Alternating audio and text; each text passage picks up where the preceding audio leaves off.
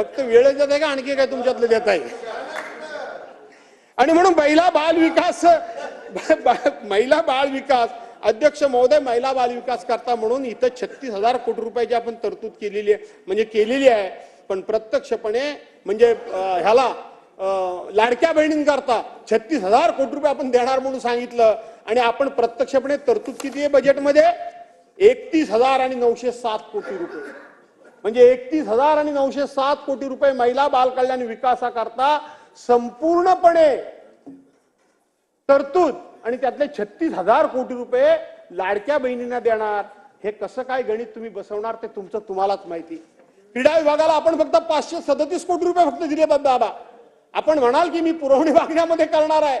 अध्यक्ष महोदय, क्रीडा विभागाला फक्त 537 कोटी, एवढा दमदार माणूस, सगळ्यात चांगला वागणारा माणूस, कधीही कोणाशी वाईट न मागणारा माणूस, खरा खेळ खेळणारा माणूस, त्याला 537 कोटी रुपये. त्याने एवढा चांगला खेळ खेळला खेडमध्ये, इंदापूरमध्ये आपण बघताय, आणि त्याला विचारला फक्त 537 कोटी. आपण दुग्ध व्यवसायामध्ये फक्त 5 कोटी रुपये, दुग्ध व्यवसायाला फक्त 5 कोटी रुपये. हे आपलं दाबा आपण दिलेली आकडेवारी आहे, मी घेतलेली नाही. दुग्ध व्यवसायाला 5 कोटी रुपये. मराठी भाषेचा फार आपण गौरव करतोय.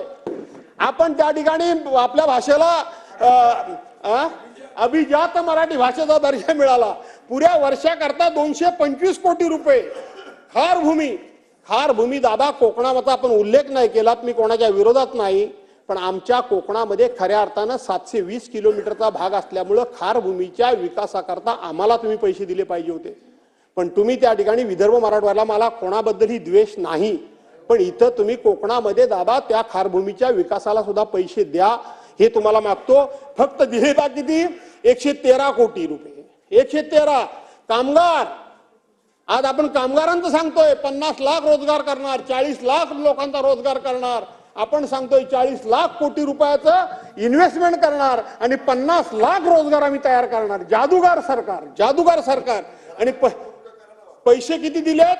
171 कोटी रुपये. फक्त 171 कोटी. पशुसंवर्धन करता 390 कोटी. अशा पद्धतीच्या ह्या रकमा फक्त तुम्ही दादा दिल्यात. वास्तविक हे प्रगत राज्याचं हे लक्षण नाही. हे प्रगत राज्याचं लक्षण नाही.